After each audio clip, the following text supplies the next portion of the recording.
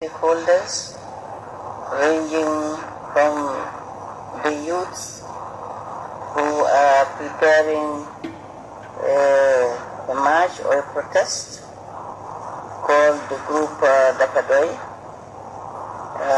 Also, we had religious leaders, we had honorable ministers, we had members of the National Assembly, we had a representative from Tango, civil society, we also had the media, and the discussions focused on how to move the Gambia together as a nation, peace, stability, and prosperity.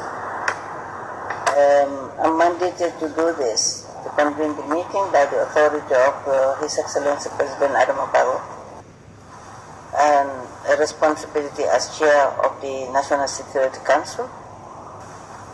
We've engaged the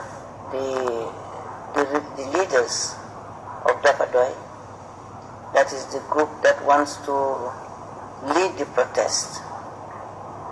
We have listened to them, and the issues they have raised is the fact that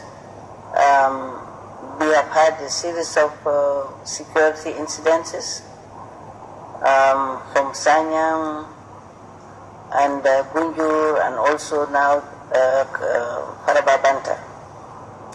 And they have also lamented the fact that they have tried to engage some institutions, some ministries, in order to see how best they can move the country. Unfortunately, they had no response.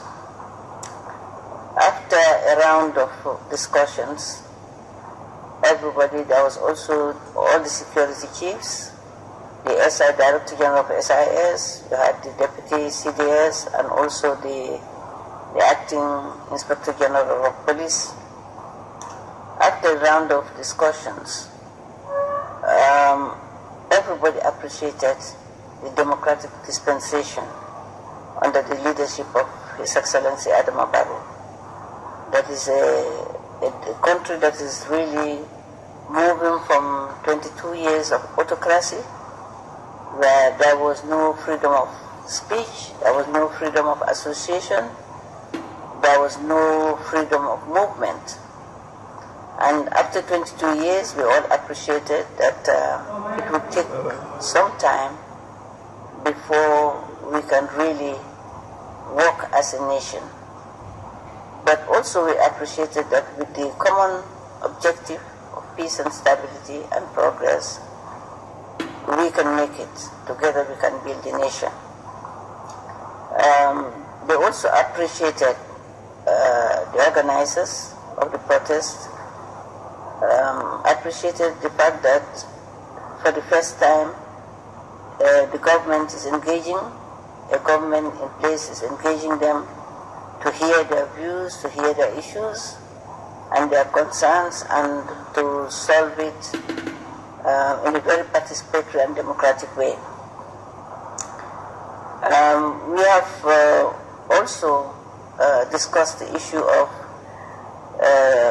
the opportunities that the Gambia government provides to everyone, particularly the youth. We have explained to them as a government that there are so many opportunities for the youth, and that the youth, including young women, are at the epicenter of the development plan, which is the National Development Plan covering 2018-2021. And that His Excellency the President is constantly preoccupied by the welfare, well-being of this younger generation, young people. We've also given them information as to how they can access these opportunities, like the Young Youth Empowerment Program, the NEDI, and other programs that are available for youths through entrepreneurship, and that they need to take advantage of that.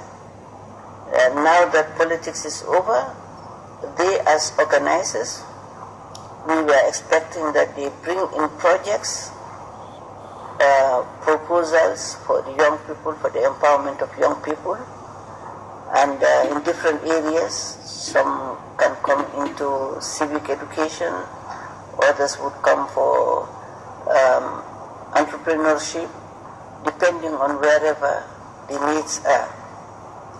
And after a lengthy dialogue, we've been here for 4 hours discussing, and what we have agreed is that this is a government that is not against any peaceful protest, neither peaceful marches. This is a government that is accommodating. However, we informed them and educated them and sensitized them that given that no one is above the law, whatever they are doing, inasmuch as they have their constitutional right to protest, but the same constitution also has a provision that says that everything has to take the due process of the law and order. In details, we have informed them, explained to them that all peaceful marches and protests must be confined, must be taken or conducted within the ambit of the law. And the details of that, they need to have a permit from the police with a good reason, and then we also assured them if they have a permit to march peacefully, then the government would also assume its responsibility of protecting them as they march. This is by way of coding, which is they would have the police in front, around the sides and at the back, to ensure that they do it peacefully and that it doesn't disrupt any public order. Now they understand that, and we have again given them another option. That is, they need to go and sit with the security forces, that is the SIS and also the police, to further discuss their decision. Before they left, what they said was that it is difficult for them as leaders just to give us answers right now, inasmuch they appreciated the engagement that the government has done, which no government has done for the past 22 years. They want to go and engage their members so as to see what their decision is, and they will come back to us.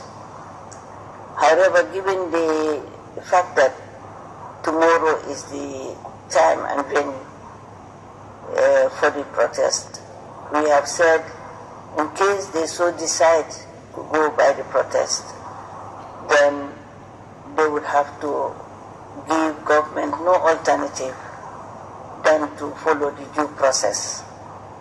That is, then the IGP acting is empowered by the Constitution, empowered by the laws of the land, to take the matters as a matter of legal, matter of enforcement, law of enforcement. So it has been a transparent, a very participatory meeting. We have had the Islamic Supreme Islamic Council has also pleaded, along honorable ministers, water resources, Minister of Youth, Honorable Minister of Interior, and members of the National Assembly, the NGO Tango, represented by its director, executive director, and everyone has pleaded with them that with the discussions that we have and the opportunity that has been provided to the organizers, particularly through their leaders, they should find a way of embracing Gambia as an agenda rather than as a political struggle. We have now left them. After that, we have had a group photo just to show the world that this is a government that is open to engaging its people, to working with its people to build the Gambia.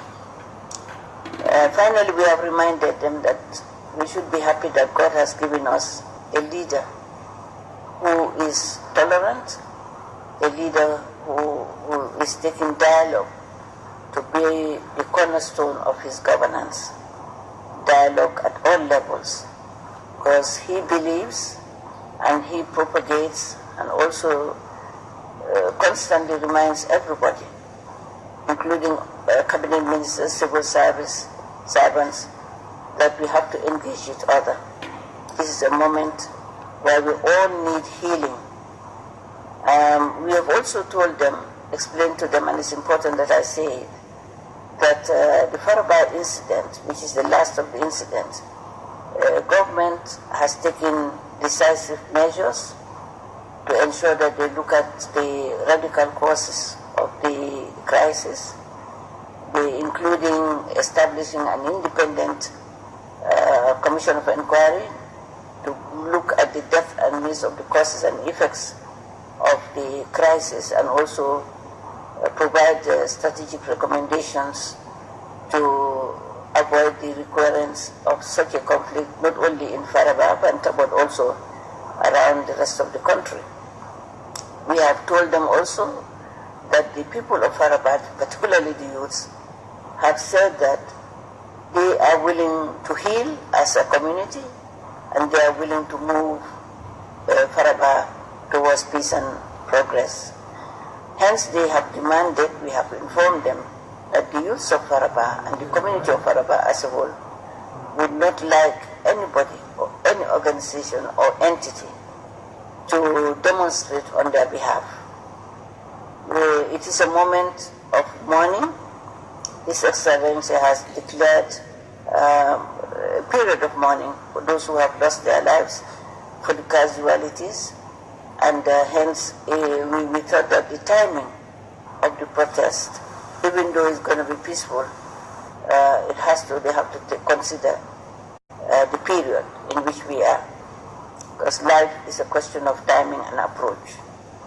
Now is a time for mourning. We don't want to add salt to injury. If finally their decision is to go along with the protest, they would have to go do it another day. They would have to apply for permits. The permit will be granted, and then they can go about the protest in a very peaceful way. In that area, if they comply, then the government would also ensure that the IGP provides them with the required security.